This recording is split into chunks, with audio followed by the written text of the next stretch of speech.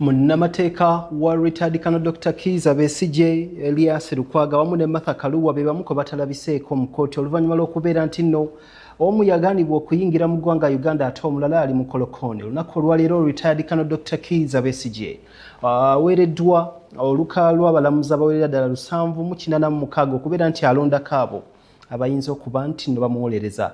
Wabula ono abakubyemu ebituli agamba nti yeetaaga okufuna ennamba zaabwe bepo n'ebyo ebibakwatako okulabira ddala obanga balina obukugu obumuwolereza okutuuka ku ogwo omusango. Bannamateeka bakivumiridde. Osibye otya nkwaniriza webali nnyo okutegeka amaaso okuva gye twatandikidde ku ssaawa emu eri mu daybreak okutuuka ku ntandikwa ya community report. Tukuleetera ebibadde gy'obadde ne gy'otabadde.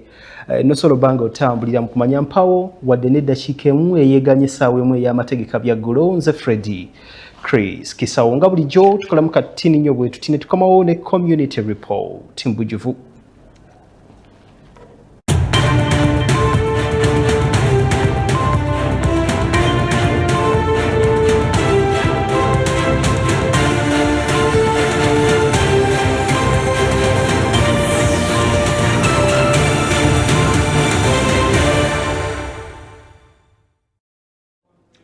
Nkwaniriza natera ku BTM television. Nze Freddy Chris Kisawo ogenda kubaawula bya muzinzi si byambwa yasimbwa wekagaba mbwezadde akaweewo.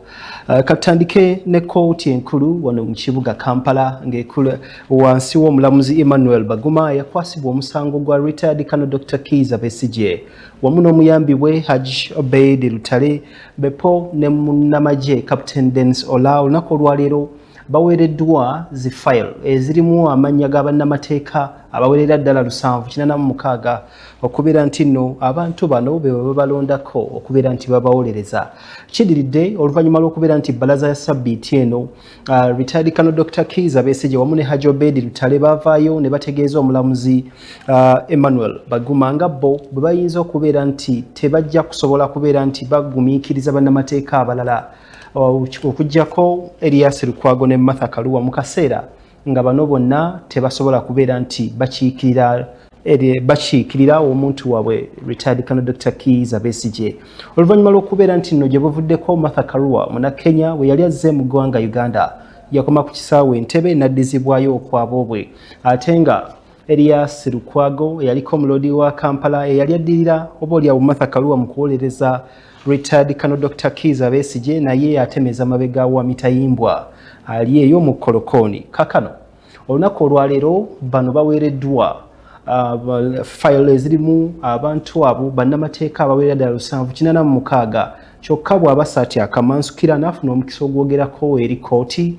Munnamagye yaganyuka retired Colonel Dr. Kizza Besigye eyaliko emmunyenye ey'amaanyi ku ludda olubala gavumenti era avunaanibwa omusango boolyawo ogw'okulya mu nsi olukwe n'obutuju. Ategeezezza kooti nga bw'atayinza kwesiga bantu bano bonna olw'ensonga tewali ibyo byamaanyi bibakwatako. Asabye kooti nti ng'oboolyawo tannalondako baani abayinza okubeera nti nno babawolereza kyetaaza afune ennamba zaabwe amanye emisango ki oboolyawo gye basobodde okuwozaako egy'amaanyi egiri mu ttulubanga gino egivunaanyibwa retired Colonel Dr. Kizza Besigye ne banne awamu n'okwogerezeganyaamu nabo nti yalabe obwesimbu bwabwe. Kyokka retired Colonel Dr. Kizza Besigye era ategeezezza omulamuzi nti akyayimiridde ku kiri kye yayogera bbalaza ya sabbiiti eno nti yeetaaga bannamateeka abo ababiri Karua ne Ssaalongo Erias Lukwago nti be balina oboolyawo okubeera emabega oba mu mitambo egy'omusango guno. Babadde ku High Court mu kibuga Kampala tubaddeyo nga tutemya bukofu tubireese.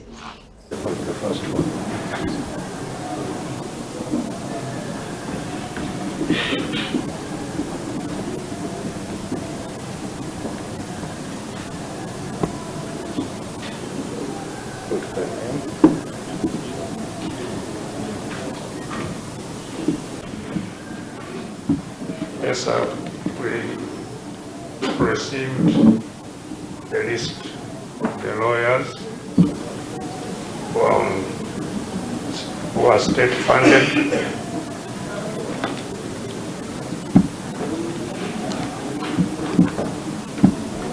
At about 6 p.m.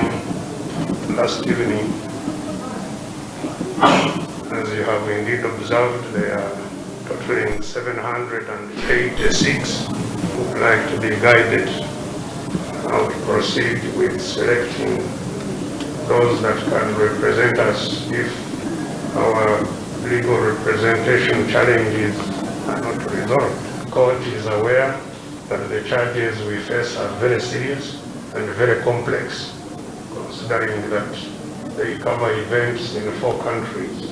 Some of the evidence that we are faced with is technical,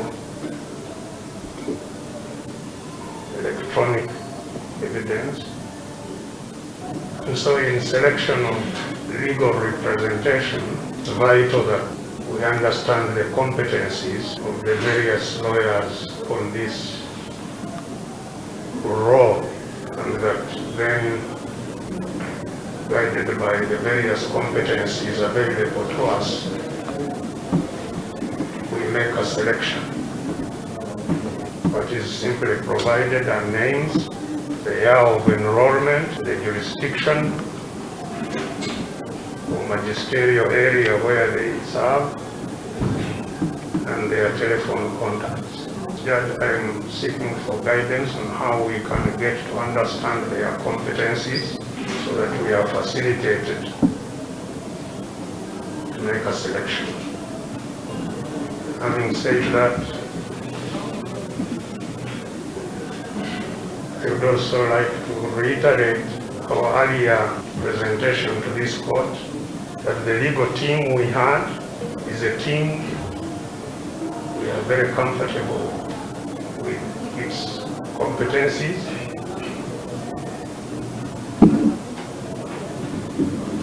And that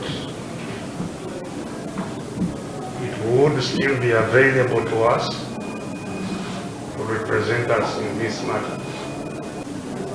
Once matters relating to their security have been resolved, which, as we have been pointing out, those matters are contained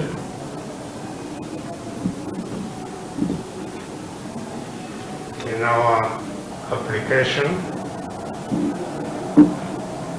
number 248, which is before the High Court, this High Court. At our last appearance, we promised to follow up, find out what is happening to it. It's an application that was filed last month. To reiterate, considering what the prosecutor said, court needs to take cognizance of the fact that we are not only in prison, we are in prison in the prison. In Rosira, which is the maximum security prison of Uganda, there are also prisons inside of areas where we cannot interact with other prisoners. Yes, he says 1 week is enough.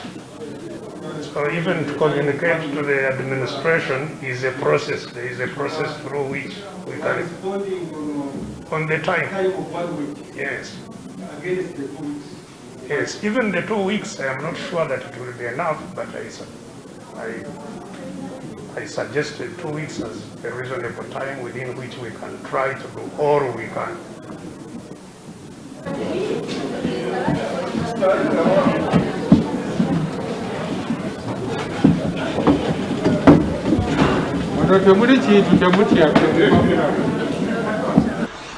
Community Court mwoli kuleetera ebibadde gy'obadde ne gy'otabadde. Kakati bannamateeka ababaddewo nabo bavumiridde kino kkooti oba oliawo kyesazeewo nga bagamba nti nno oba oliawo bandirese bitandika ne Dr. Kizza Besigye ono abeere nga yeerondera bannamateeka baabwe okuli Martha Karua n'omulodi wa Kampala ow'ekisanja ekyo ekiwedde Salongo Erias Lukwago nabo babadde mu kkooti nga yaakaggwa.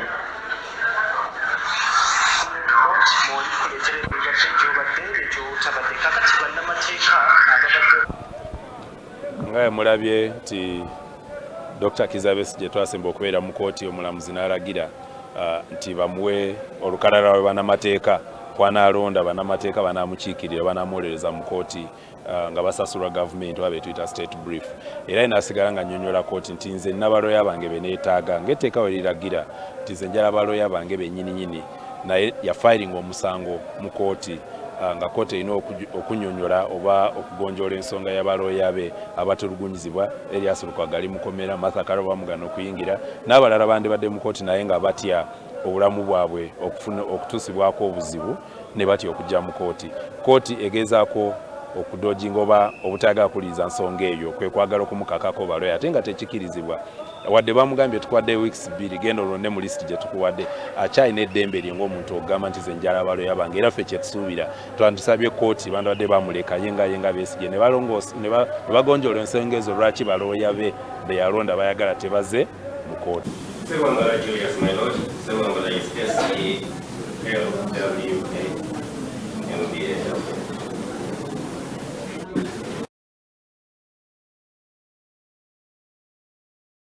mu nsi ye Lukwe nga kigambibwa nti obaoliawo yakwatibwa mu ggwanga erya Kenya mu kibuga Nairobi zaali ennaku z'omwezi 16 mwezi gwali gwa Musenene emyaka giringa 2 emabegaawo. Bw'atyo n'aleetebwa okutwalibwa mu kooti e Makindye eyali ey'ekinnamagye ng'ekulemberwa Brigadier Freeman Mugabe ebiseera ebyo newankubadde nga yalwana bwezizingirire okulaba nti awakanya ensonga zino. Era bw'atyo yalwana n'atwalibwa mu kooti e Nakawa wansi w'omulamuzi Christine Nantege gye yava n'ategeeza nti ono emisango ye agisala matankani nga zino empale ez'aba 7 bw'atyo kwe kusalawo kwasabe aleetebwa omusango guno mu kooti era mu kuleetebwa mu kooti enkulu kwe kutuusa olunaku olwaleero okubeera nti no aweereddwa bannamateeka abo aba gavumenti abawerera ddala 786 ye alondemu ababe basuubira nti obaoliawo be bayinza okumuwolereza okusinziira ku kawaayiro nga ssemateeka bw'ayogera 2:8. Tuli mu community report okuleetera ebibadde gy'obadde ne gy'otabadde. Kakati ebyo ng'obimya amazzi olunaku olwaleero Ssaabaminisita w'eggwanga Uganda Robin Nabbanja Musafiri atadde ku nninga ministry evunaanyizibwa ku nsonga z'ebyemizannyo okunnyonnyola wa we batuuse nga kw'otadde n'eyo ey'ebyemirimu awamu n'ebyobuzimbi okunnyonnyola bannayuganda wa we batuuse ku nsonga z'okwetegekera ekikopo eky'olukalo lwa Africa ekigenda okubeerayo mu mwaka ogwo gwa 2027. Osaanyijjukire nti ekikopo kino kigenda bba kitegekebwa ensi wazinda basatu okuli Uganda, Kenya, Tanzania. Kakati ku lukiiko oba mu lukuŋŋaana olw'abannamawulire awamu n'okusisinkana okubadde ku yafeesi ya Ssaabaminisita olunaku olwaleero Nabbanja bano abasabye okuvaayo okunnyonnyola kyokka mu kunnyonnyola minisita omubeezi ow'ensonga z'ebyemizannyo avuddeyo n'alaga obunnyamivu eri abantu abo abaweebwa eddimu ery'okubeera nti bakola emirimu okukola akasoobo bw'ategeezeza nti kyandibadde kyankiza omukulu ku Ssabitungotungo w'omwaka guno bwe yandigenze okutuuka nga kale ebisaawe byonna biteeredde okusobola n'okukyalizaamu mipiira egy'okwegezaamu. Tubaddeyo ku yafeesi eya Ssaabaminisita wano mu kibuga Kampala nga bigenda maaso. Kati birabe. Uganda nga yeegatiddwako Kenya ne Tanzania basuubirwa okubeera nti be bagenda obeera abategesi b'empaka ez'omupiira ku lukalu lwa Africa eza 2027. We have 6 months to go. I am being sincere to you. Everything is on finance. Each ministry has got their own Lubimbi. Work on your area. Be within your Lubimbi. Please. The excitement in the country is too high that we cannot even afford to think of either doing otherwise. The Chiboga Road must be worked on.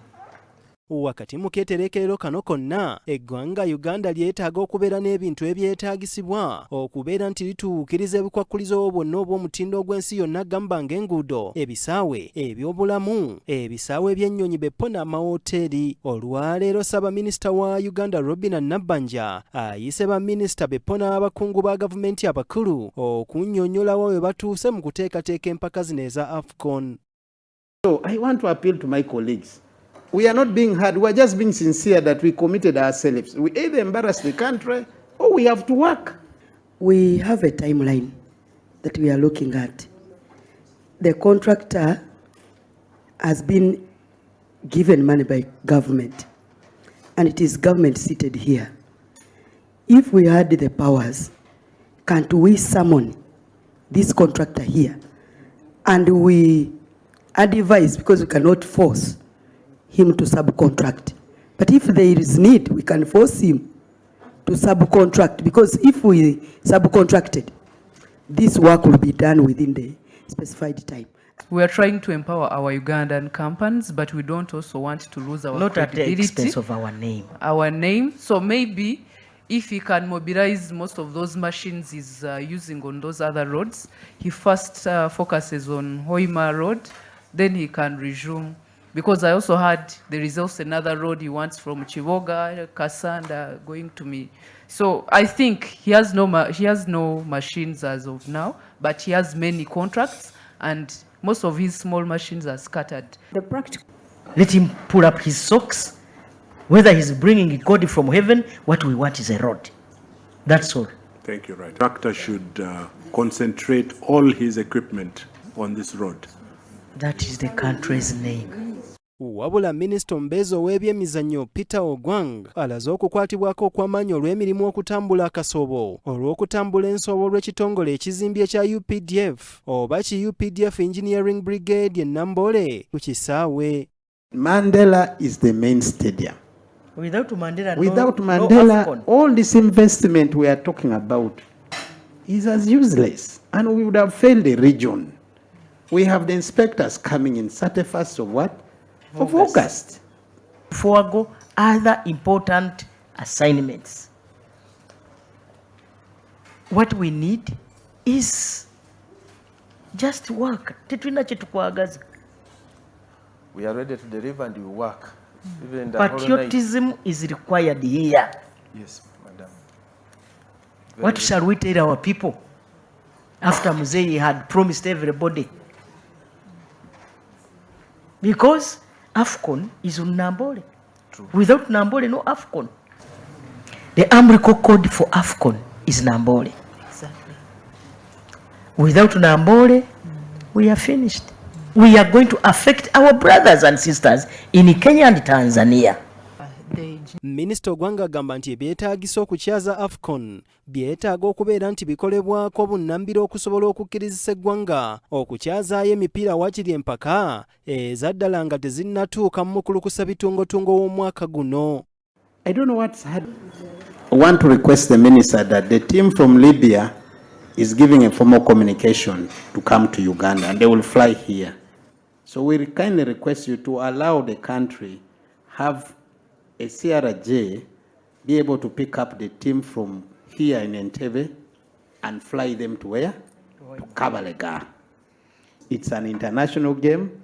We don't want to embarrass the country, because at least I've gotten a formal communication from the Federation of Uganda Football Association.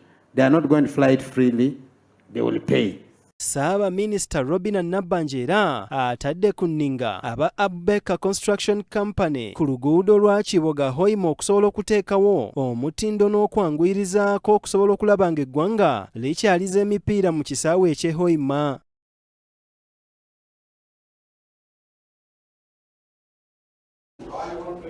Bangi nnyo baali batandise okubityebeka nti oba oliawo ensimbi ezaaweebwayo gavumenti okukola ebisaawe ebyo zaagenda mu malya g'ensimbi n'okukola zi wooteeri abantu bano mwe banajja kale basobole okwongera okutumbula ebyobusuubuzi nga kwotadde oba oliawo n'abo abantu abali mu paalamenti abagombeddwamu obwalaka liisoliiso wa gavumenti ku bulyake n'obuli bw'enguzi. Twongera okujjukiza nti Uganda efiirwa obuse obusukka mu 10 buli mwaka olw'obuli bw'enguzi. Bwe twajja ekibuuzo kyaffe nga tugamba gwe ki kyolooza kye tuyinza okukola ekiyinza okukolebwa okutaasa obuwumbi obuse obw'ekkumi obufiirwa buli mwaka mu buli bw'enguzi. Ekiteeso twakitaddeyo dda ku mikutu gyaffe ojja kugenda oteese. Tugenda bba tusoma endowooza zo katusomeyo emboozi emu bbiri. Kikyolowooza kye tuyinza okukola ng'eggwanga Uganda okusobola okutaasa obuse 10 obufiirizibwa buli mwaka mu buli bw'enguzi.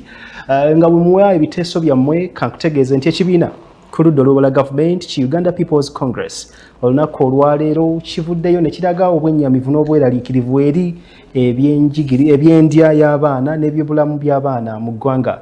Era pulezidenti w'ekibiina kino James Jimmy Michael Akena asinzidde ku kitebe ky'ekibiina ki Uganda House wano mu kibuga Kampala n'ategeeza nti n'abaana abato abasukka mu bukadde obubiri wattu bayita mu mbeera embi ey'okubeera nti tebafuna bulungi kidde eri mumwa era tebawunya bulungi mu gwaddyo kyokka obunafu ye abunenyereza gavumenti etakoze kimala gy'agamba nti singa oba oliawo ensimbi nnyingi ezoonooneka mu bintu ebitaliimu kanigguusa zongerebwa mu byobulamu okutaasa baabuwe basaalumanya bano ageze lugero lwa Muganda nti emiti emito bulijjo gye gigumiza ekibira.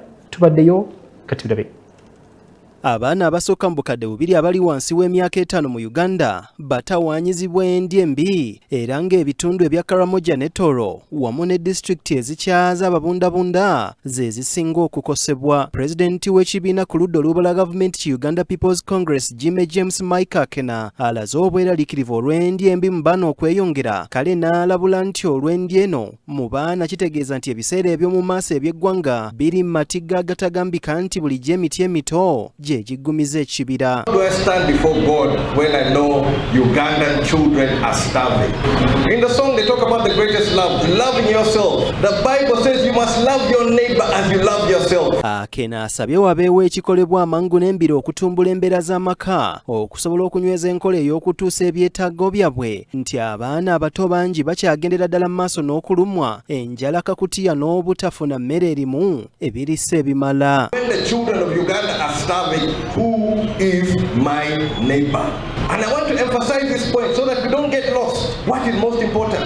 Bw'atyo Ssenkulu wa UPC ategeezezza nti enkulaakulana y'eggwanga teyinza kubanga ya makulu singa abaana babeera tebasobola kufuna mmere emala buli maka n'obujjanjabi obulungi. Akena asabye abakulembeze okukulembeza ng'obuwagizi eri amaka gaabwe n'okulongoosa enkola ez'okukuuma emmere n'obulungi bw'abaana. In my speech from this very podium, I mentioned that the infant mortality rate means 84,000 Ugandan families are going to mourn before the second birthday. 84,000. Each year, 84,000 Ugandan families are going to mourn the loss of a child before their second birthday. And what are the reasons? Lack of medicines, lack of facilities. We now have doctors running around, or the minister running around to the hospitals. Would it really cure the problem which has been endemic? Okusinziira ku bibala eby'enjawulo abaana abasoba mu bukadde bubiri abali wansi w'emyaka 5 mu Uganda bakosebwa endya embi kwogatta n'okusannyalala. The Uganda People's Congress presented the most innovative health plan in the 1960s. The targets, beds per capita, 2.4 beds per 1,000. Achieved early 70s. Why? Because the government was focused on the well-being of the citizens of Uganda. Its task, the medical profession, the whole health services, is to provide treatment or life, support life of the people of Uganda. President wa UPC agamba nti ng'ekibiina bakwongera nnyo okulwanirira enkola z'ebyenfuna ezigendereddwamu okutumbula embeera z'amaka n'okukuuma amaka okwetooloola eggwanga. Of the children, which translates to roughly 2 million Ugandan children. As I speak to you today in 2026, 2 million Ugandan children are malnourished. Akena bw'ati asabye gavumenti okuvaayo mu bwangu n'embiro okubanga esitula ebyobulamu by'eggwanga kubanga amaka agabeera ddala 8,114 gakosebwa era gafiirwa abaana okusinziira ku kitongole eky'ebyobulamu eky'ensi yonna.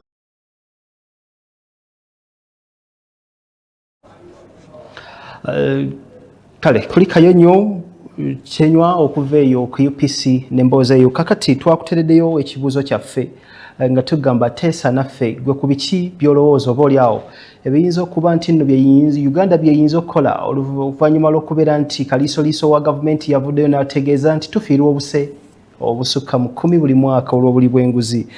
Genda ku Facebook X twakitaddeyo dda otuwe endowoozayo tugenda bba tugisoma katukole katono bwe tuti tukomewo n'endowooza.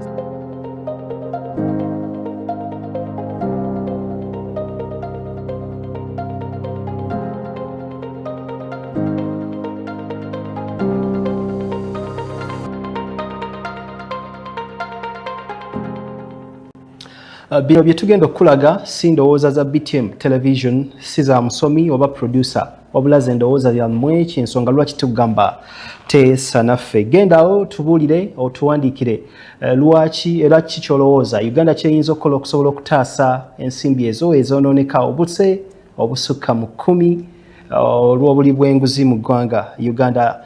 Katukulage enteesa zammwe entono nnyo ze mugenza okuba nga muteesezza. Ekiteeso kiikyo kigamba nti Uganda efiirwa obuse 10 buli mwaka. Ki kyolowooza kiyinza okukolebwa? Katutandike ne Kaweesa Yugi agambye nti enguzi okuggyako nga tukyusiza bukulembeze kuba abamu kubasinga okulya enguzi bakungu ba gavumenti ate ne bababikkirira. Ye Kaweesa Yugi bw'atyo bw'agamba. Kale katulabe omulala kikyagambye ye ono agamba nti ye Shabil Counsel yaba Shabil Counsel agamba nti kye balina okukola kiri kimu gwe basanga nga alidde enguzi bamutimbe ku bipande ku kipande ekinene n'omulimu gwe afiirwe. Ye yaba Shabil Counsel. Katulabe ono ye kyagamba omulala agamba ati ono ono agambye nti ye kimuli Israel ekyengera ffe twabavaako dda omuntu omu asobola okubulankanya ensimbi esobola okuzimba eddwaliro erisobola okuyamba egombolola ddamba bakole kye baagala. Ye kimuli Israel ekyengera. Kale katulabe ono kyagamba. Ono agambye atya? Ono agambye nti ye Shadia. Ono agambye ye Shadia Namubiru okuva ekisaasi. Agamba nti ekintu kyangu nnyo bwe bakukwata ng'olidde enguzi bakusaleko bakusaleko ezo engalo eziridde enguzi. Bino bigambo bya mulabi wa mulabi si bantu bakola ku BTM television. Kale ono ye Gerard Kaye Ensangi agamba kiviira ddala ku bazadde nga abaana bakyali bato bakuzibwe nga bamanyi nti enguzi kibi era baweebwe ebibonerezo ebikakali naye kasita ogigezaako enguzi eringa mmese ekuluma efuuyirira. Ye Kaye Gerard.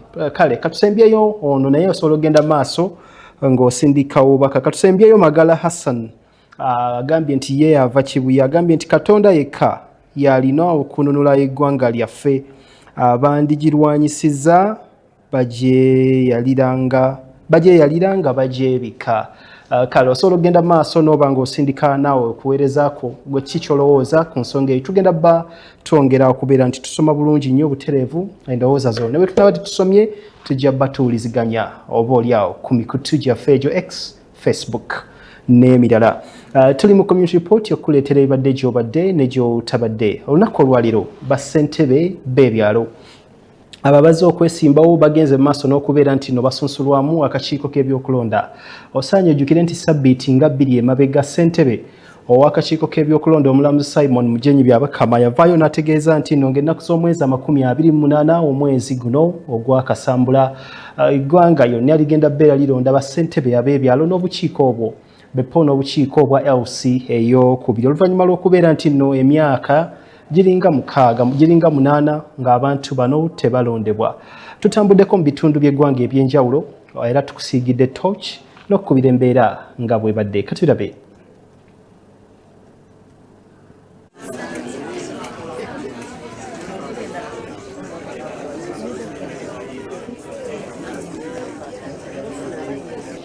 For Buguju village, pursuant to the Local Government Act Cap 138, Section 175, Subsection 7, declare Mukasa Godfrey Elisa duly nominated as a candidate to contest for elections. Congratulations.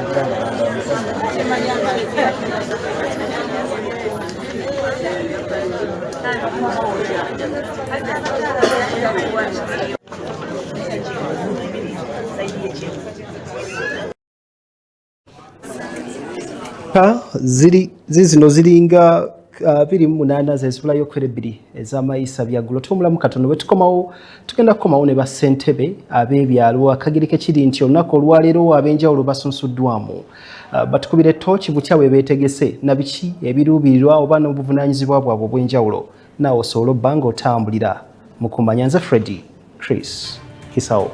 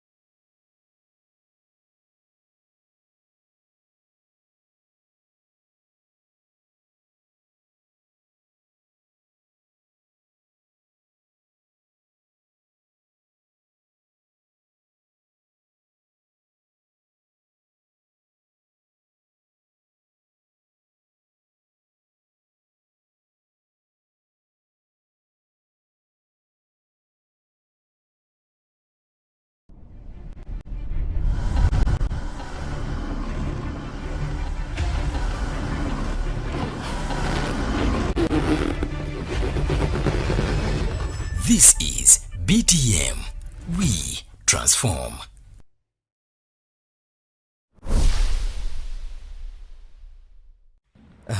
Mukyala. Wanje daddy. Okimanyi nti abaana batuuse okudda ku masomero naye ssente zibuze. Kakati ky'oba okola twalayo ekitundu kya fees ku ssomero lya junior. Eza van tunaazisasula oluvannyuma. Naye daddy, lwaki tetusasula nga tukozesa momo? Etuwa n'omukisa oguwangula school fees za mwaka mulamba bweddu n'okusingawo.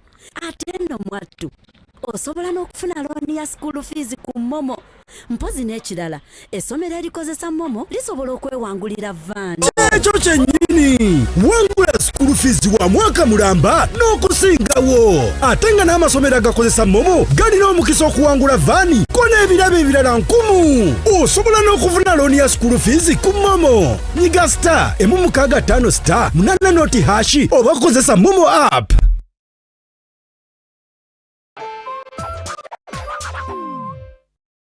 Discover delicacy at Café 2, your all-in-one destination. Whether it's the perfect cup of coffee or a satisfying meal, we got you covered. Indulge your cravings with our mouth-watering pilau, savory katogo, crispy chips, and tender chicken. Explore our world of cocktails and fresh juices for a truly special treat.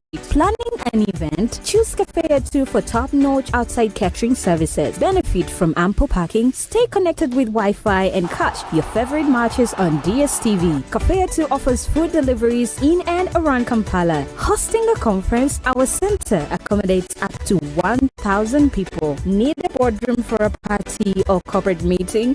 We've got just the spot for you. We offer a free venue for birthdays and baby showers, providing complimentary photography. For those aspiring to become professional baristas, our barista school awaits you.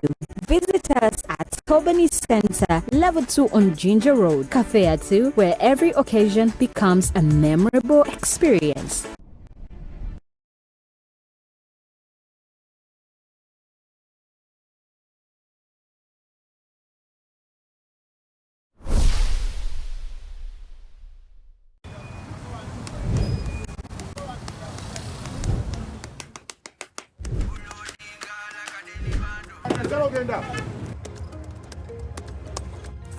And that's it for today.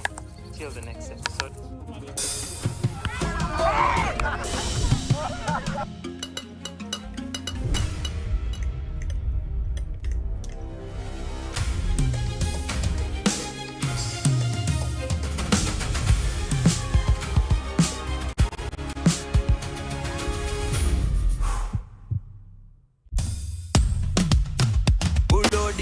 Like a daily bando, like a daily bando, like a daily bando.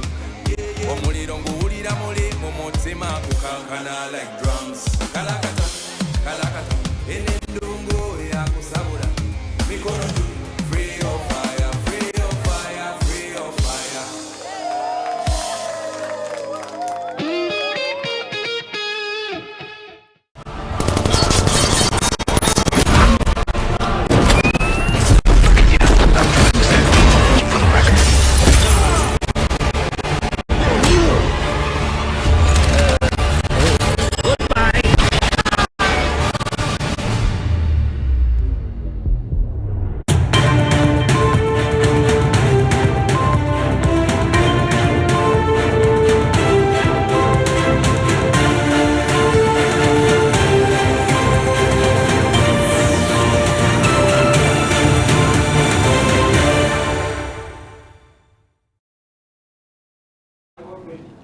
Community report kitundu kya kubiri nkwaniriza nakutegeezezza nga mpumula ekitundu ekisooka nti ngenda kukomawo ne ssentebe omu kwabo abavuddeyo okwesowolayo okwesimbawo ku kifo kino nga bagoberera ebyo akakiiko k'ebyokulonda bye kaateekawo nti ngenda kusoba omwezi bweziti bajja bba basunsulwamu mu lunyanyimbe kye bayita nominations era ngenda kusoba omwezi 28 omwezi guno ogwakasambula akakiiko k'ebyokulonda bwe kaateekawo nti kagenda bba abantu bano balondebwa bagenda londebwa mu kiseera nti nno kati giringa emyaka katugambe 8 nga tebalondebwa oluvannyuma lw'okubeera nti bali balina okulondebwa mu mwaka gwa 2023 naye olw'ebiggwa tebiraze n'oba oli awo obunafu bw'ensimbi okusinziira ku minisita owa gavumenti ez'ebitundu ebiseera ebyo omwaka mu kisanja kye kiwedde Rafael Magezi okuvayo n'ategeeza ng'ensimbi bwe zaali zibeekubye empi ndi ne ssentebe owa Buwanika Zone aliko agera olunaku olwaleero abadde nominated oba asunsuddwa ye Prince Haji Swaletu Bamwenda tukwaniza mu community report engesibu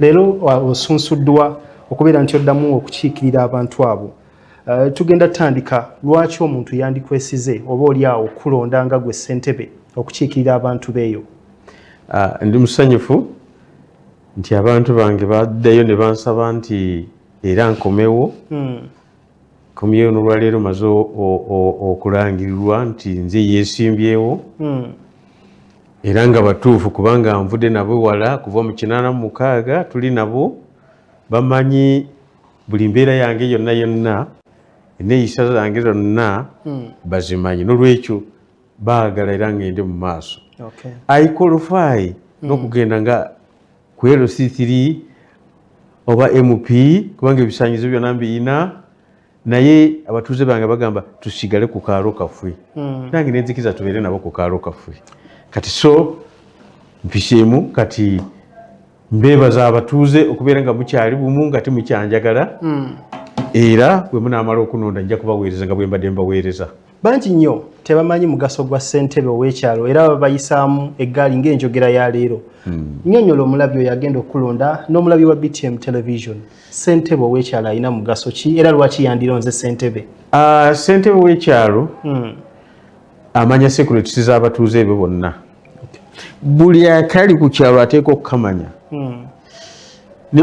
omutuuze ne bwafuna ekizibu ekiro ofuluma ewuwo nga tolina mundu tolina ki n'ogenda omutaase kati therefore ssentebe we LC1 amusingira MP amusingira owa LC3 n'abalala bonna n'olwekyo emigaso gya chairman wa LC gigenda wala nnyo kubanga n'ebyobufumbo byonna biyingiramu n'ebyaki byonna amataka g'abantu boundaries z'abantu abeera zikuuma bangi nnyo bassentebe bavuddeyo ne bawulirwa nga beemulugunya ku nsonga ezimu ez'enjawulo n'abamu baavaayo ne bagamba nti okuvayo batusuubiza kano tetukafunangako kusomoozebwa ki oba oli awo okusangibwa bassentebe b'ebyalo bino mu kiseera ng'abamu tubalaba bavuddeyo okwemulugunya? Okusookera ddala bwe baba bakulonda nga chairman wa LC1 bakulondera ku kyalo kw'osula. Emirimu gyo tegiyimirira, giyimirira mu biseera ebitonotono by'obeera ogenze ku mirimu gya LC.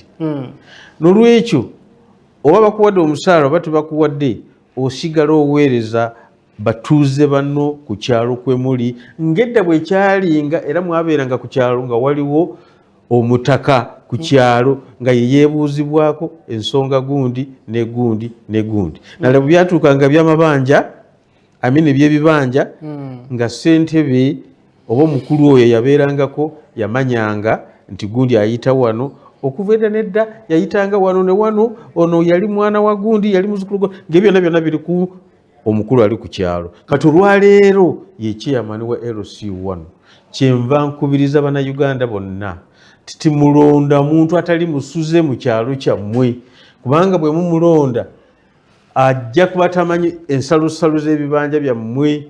Nolwekyo mulonde mutuuze munammwe ng'atajja kubaweereza nga talina byajulirira nti ate baatusuubiza nti bajja kutuwanga mutwalo gumu buli mwezi, nagwo tegujja, kaakati nze sijja kukola. Nedda.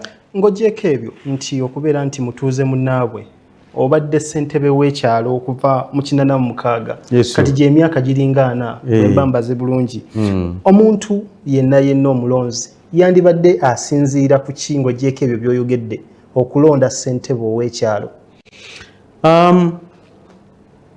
Musinziire ku muntu mutuuze, kyekisookera ddala. Chairman w'oku kyalo ateeka kubeera nga mutuuze ku kyalo okwo.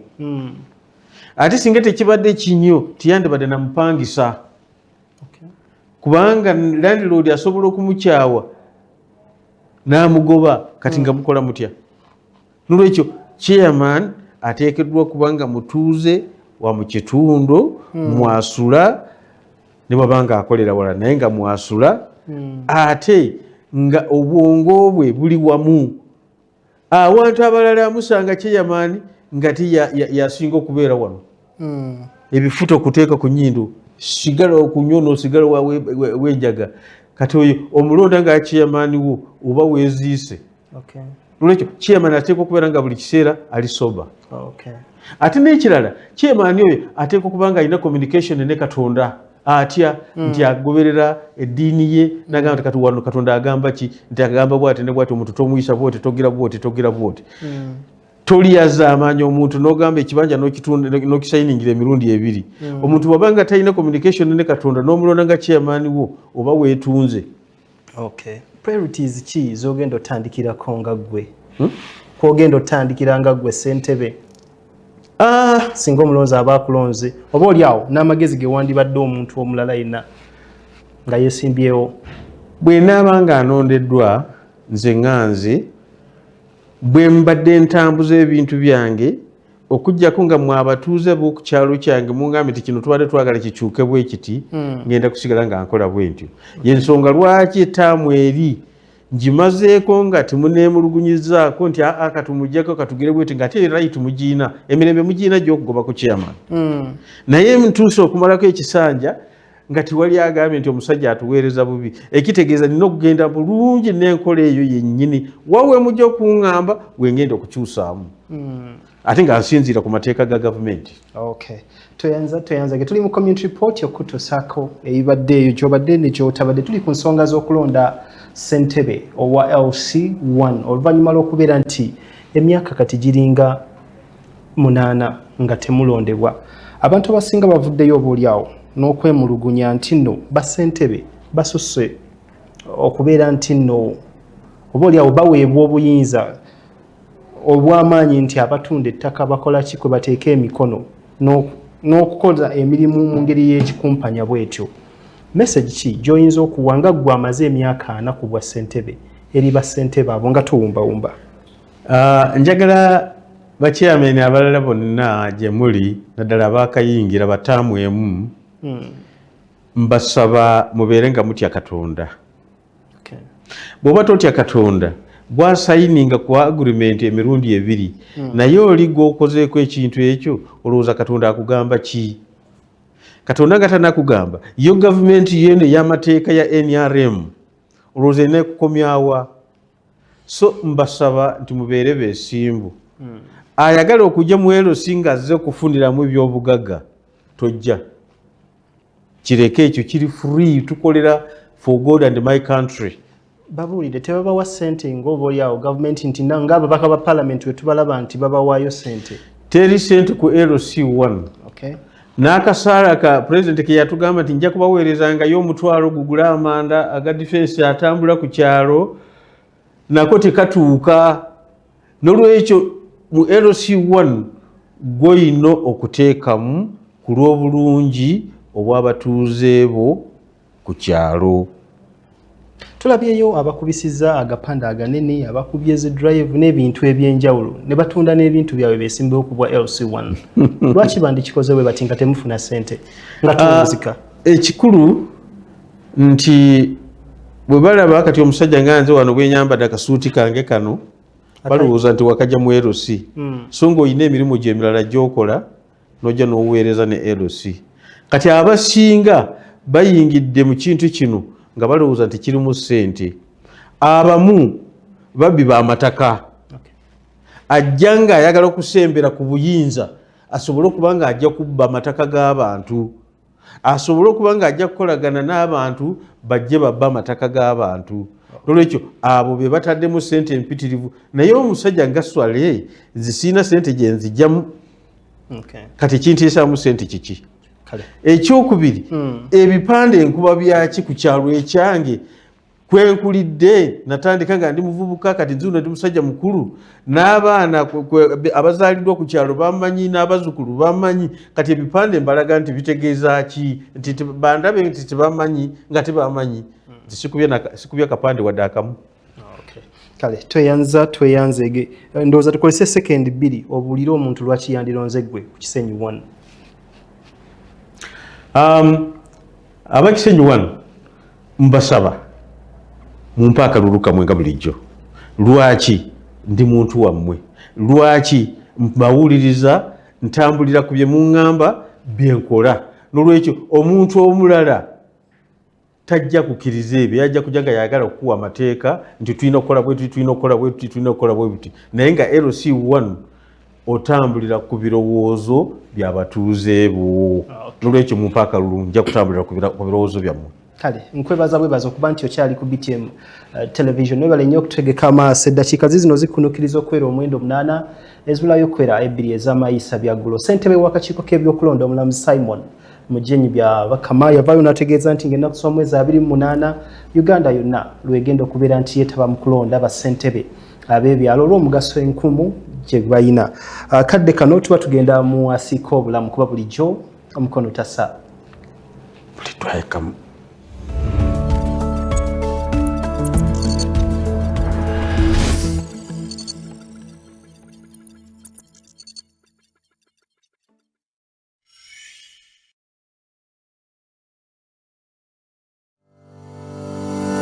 Embalabe zitawanyanya abavubuka beppo n'abakadde wabula nga buno bubeera butulututtu era nga embalabe zino zireetebwa olw'ensonga ez'enjawulo newankubadde nga zino tezitiisa nnyo naye ezimu zirumira ddala kubanga zikwata mu bifo eby'enjawulo gamba ng'ekifuba mu maaso mu matu olumu ne mu nnyindo wamma ggwe n'owulira kajjampuni. Zino zisobolera ddala okukuviirako okufuna stress kubanga obeera owulira bubi. Abamu nno batandika n'okwekweka kubanga buli gw'osanga kale buli bw'ositula eriiso bw'oti oligguukiriza ku feesi olwo n'odda ku bitundu ebirala. Wattu ezimu zirumya n'abantu emitwe olw'obulumi obutagambika nga ziviirako ne langi ya feesi okubeera nga tekwatagana bulungi era abamu ebitundu eby'enjawulo bibeera bimyukirivu nga bimunyungufu nnyo ate ebirala ebibeeramu embalabe ne bibeera nga biddugavu oba ebizikivu ddala. Wabula bino bireetera n'omuntu okubeera n'oluyinja mu feesi ekimuleetera obuteeyagala bulungi. Ate embalabe eyo bw'ogikwatako oti mu kifo ekyo kyerimu obulumi obutagambika bw'osanga era abamu babula n'okwoza ku mmunye. Abamu zibalekamu enkovu kale ne babeera n'obutolobojjo obuddugavu naddala eri abantu abeeru. ekimu ekiziviirako kwe kuba nti olumu amasavu gabeera gazibikidde obutuli obwandiziyiza empewo kale ne kibaleetera okuzimba wabula zino ebimu ku biziviirako okujja nga nnyingi abamu zibatawaanya nga bali mbuto ate abalala ebeera ndwadde ya famire nga kale abandi ebintu bye beesiigasiiga naddala okukyusa ebizigo nga tebasoose kwebuuza ku bakugu nakyo kisaale wattu abamu bazifunanga kabonero nga bagenda mu nsonga naddala ezo ez'abakyala bepone stress nga kwotadde n'endwadde endala ebimu ku bintu bye tulya ate olumu bisobolera ddala okuleeta embeera eno omusajja naddala eri abo abakozesa amata oba ice cream nga kwotadde n'omuzigo ebintu ebirimu amasavu amangi n'ezo chips abantu abamu zibatabangula wabula zino okuzigoba osobola okukozesa ddala ekigagi oba omubisi n'ogwesiiga mu feesi kale n'ekinzaali ekiganda nakyo kiyambira ddala okugoba embalabe kw'ossa n'okunaabamu obulungi ne sabbuuni obukyafu ne butasigalamu wabula osobola okwettanira ebibala nga nabyo bijja kukuyambako nnyo okugoba embalabe zino naye bw'olabanga tolinaawo njawulo keera ku nky'oddukira eri omusawo naddala oyo ow'ensusu okukeberebwa nti waliyo n'eddagala erizikaza wamma ggwe n'olabika bulungi wabula teweerabira nti olina n'okunywa amazzi kubanga nago masaala okuzigoba.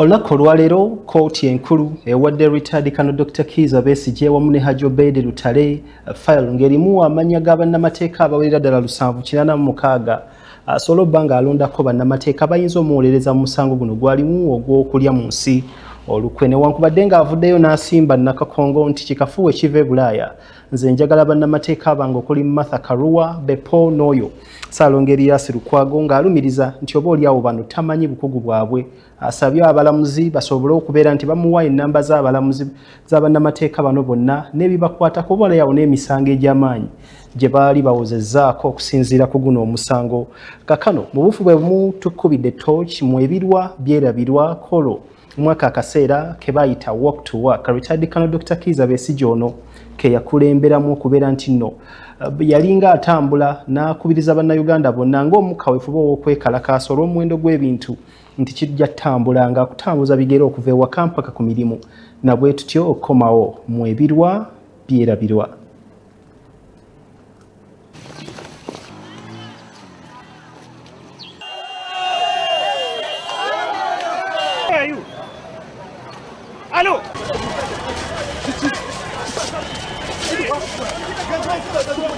Ebirwa byerabirwa naye n'ebiseera bya walk to work Colonel Dr. Kizza Besigye lwe yakwatibwa emmotoka ye neyo yasibwa endabirwamu neefuyirwa ne kaamula lyabalagala binajjukirwanga retired Colonel Dr. Kizza Besigye ebiseera ebyo ye yali munnabyabufuzi ku ludda oluvuganya gavumenti ow'amaanyi ennyo ddala era nga ye yali akulembera ekibiina ki Forum for Democratic Change.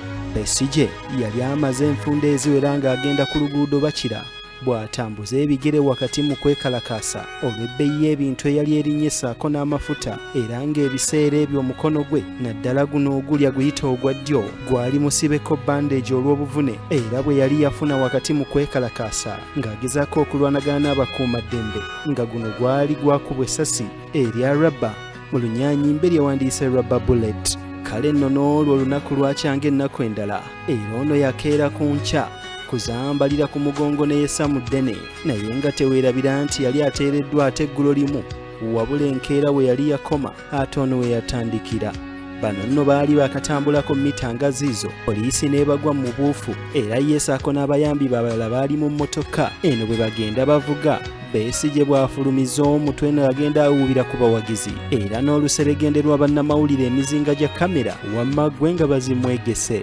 wano nno Nasisi w'omuntu yabemberera ku makubo anti ng'alaba Besigye ng'omuzira waabwe era nga bataddeko n'akamwenyumwenyu ate abalala nga baleekaanira waggulu nti kintu kimu y'oyo Besigye waffe maaso mbira omulungi omulangira olaba n'abamu baatuuka omuyita omumbejja munnange pikipiki eza bodaboda nga zigenda zikuba eŋŋombe bwe ziyise ebivulu mu kkubo nti ono tetumulabanga wamma ggwe kiri kyali kijjobi kyennyini anti nga ne Besigye ayisizaamu omutwe okuwuubira ku bawagizi be wamma ggwe ne gubula asala.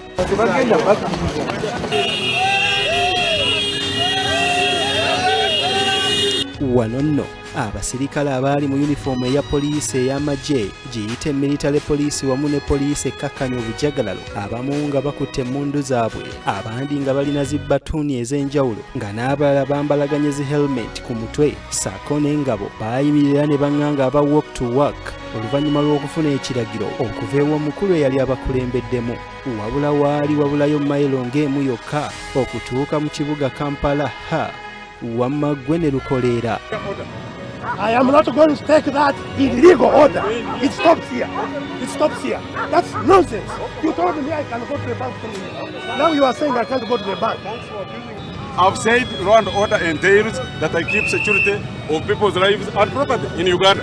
Wano nno poliisi ekkakkanya obujagalalo yaduumirwa era bw'etyo nayo n'etandika omulimu gwayo kale neegezaako okwagala okukwata Besigye okumugya mu mmotoka. Besigye yasooka kugaana ng'agamba nti yagenda mu bbanka kuggyayo nsimbi kugulira beebuwe kyakulya n'abaana okubagulira amata sukaali awamu n'ebigenderako. Abasirikale abaali mu ngoye za leeya baayingirawo kale ne batandika okukoonakoona emmotoka ya Besigye awamu ne pisita era nga wano waliwo omusajja kamera gwe zaasinga okukwata era yamanyikibwa nnyo nga alinaitwe nga ye yakwata pisita okukoonakoona emmotoka ya Besigye oluvannyuma ne bamufuuyira tiyagaasi mu mmotoka nga kale ne bw'oba muzira otya wali toyinza butafuluma. Ono yateekebwa mu mmotoka ya poliisi bakuntumye eyali eya pick-up bw'atyo n'atwalibwa ku poliisi. Put him! Put him! Let him go!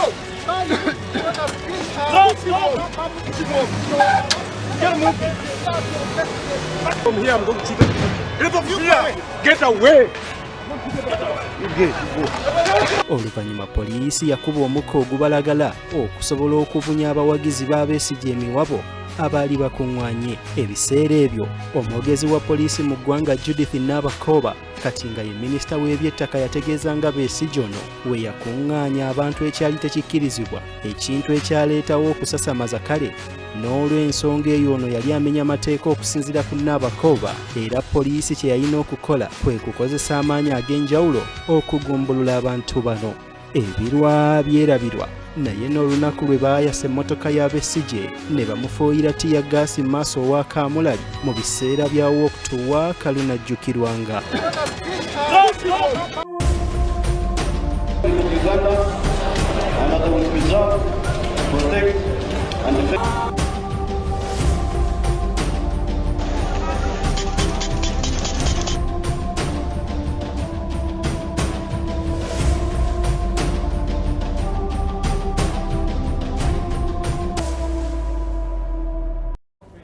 Community report mwoli akadde katwala kanti ndiggwa katuliridde n'owejjokolera naye katusooke tugendeko mu byemizannyo.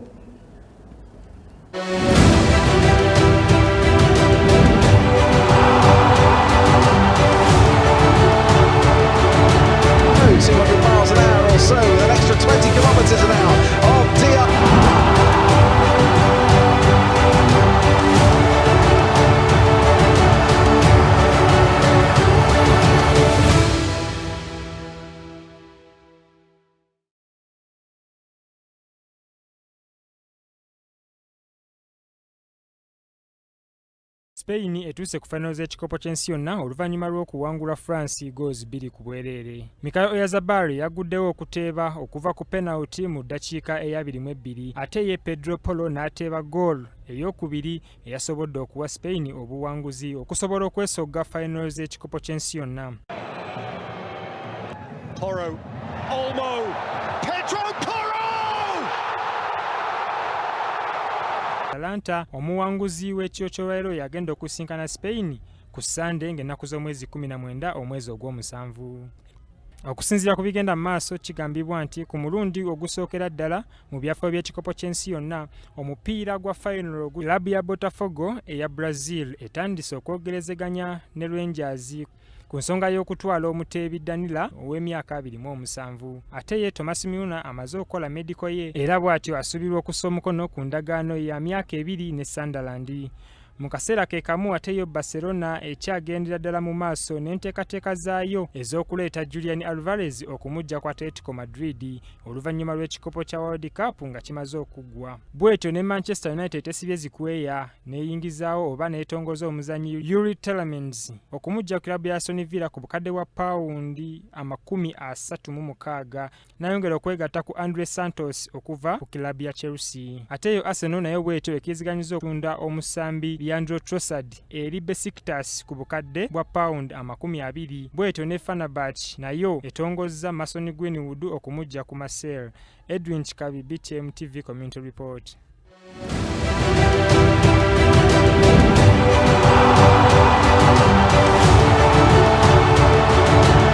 200 miles an hour or so, with an extra 20 kilometres an hour of Dia.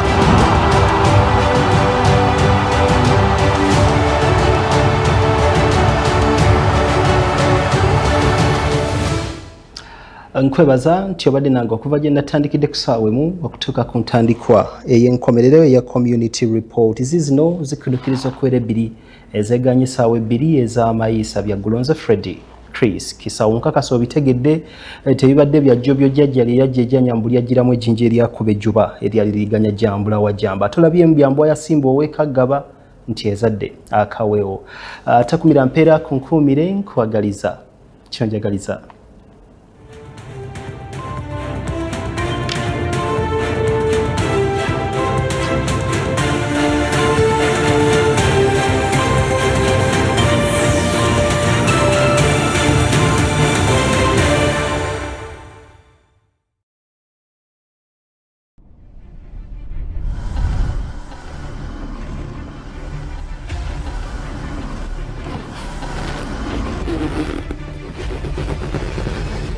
This is BTM.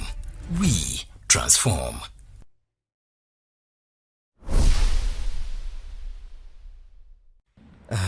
Mukyala. Wanje dadi. Okimanyi nti abaana batuuse okudda ku masomero naye ssente zibuze.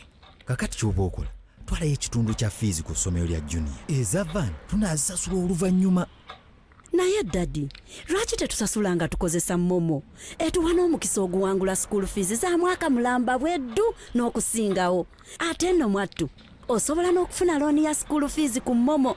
Mpozi n'ekirala essomero erikozesa momo lisobola okwewangulira vaani. Kyekyo kyennyini wangula school fees wa mwaka mulamba n'okusingawo. Ate nga n'amasomero agakozesa momo galina omukisa okuwangula vaani ko n'ebirabo ebirala 1000. Osobola n'okufuna looni ya school fees ku momo. Nyiga star *165 star 8 noti hashi oba kozesa momo app.